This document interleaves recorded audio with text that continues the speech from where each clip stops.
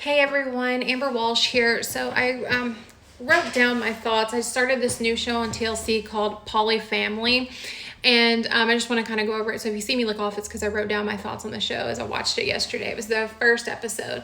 So it's the premiere of the PolyFamily on TLC.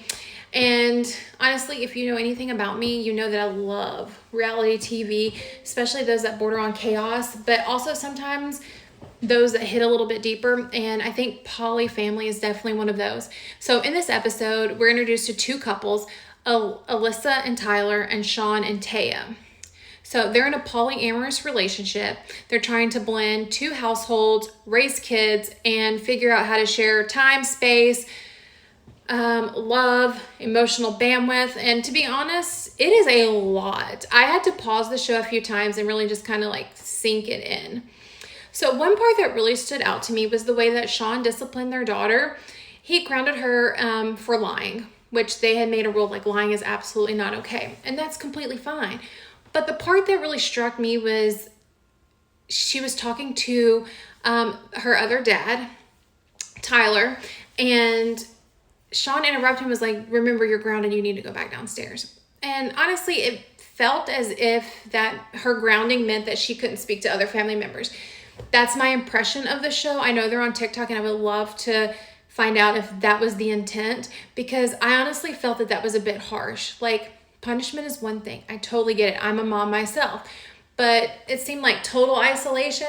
And that could be a lot for a little kid, especially one that's navigating a very unique experience with their parents. They may already feel a bit isolated. My opinion only. Then again, you know, every household does have their own rules, and I just couldn't help wonder like how this could ultimately impact the family dynamic long term. Okay, then there's Alyssa. She was very vulnerable in the first episode and very honest about her discomfort and around the other relationships, especially when it came to her husband Tyler and Taya. So she admitted that she doesn't want to know about their sex life, and she's visibly worried that Tyler might be more attracted to Taya. And to be honest, I totally get it. That level of vulnerability and fear is raw. It's real. But I don't know how these feelings could ever really be healed without help. So that leads me to wonder, do they go to therapy? Because navigating jealousy, insecurity, and multiple romantic relationships seems like something you would have to work with a professional. Again, my opinion. Otherwise, I imagine, resentment could build up really fast.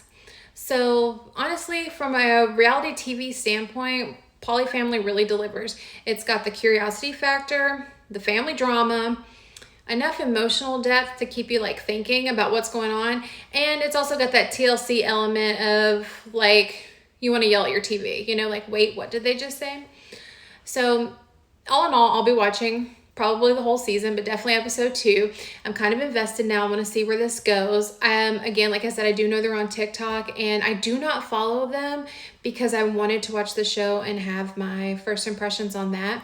I have seen clips on my For You feed, and they seem happy, but I know that a lot of times when I'm on camera, I'm trying to give my best. I'm not trying to be as vulnerable, but they do show some vulnerability on the show. So I find that really interesting.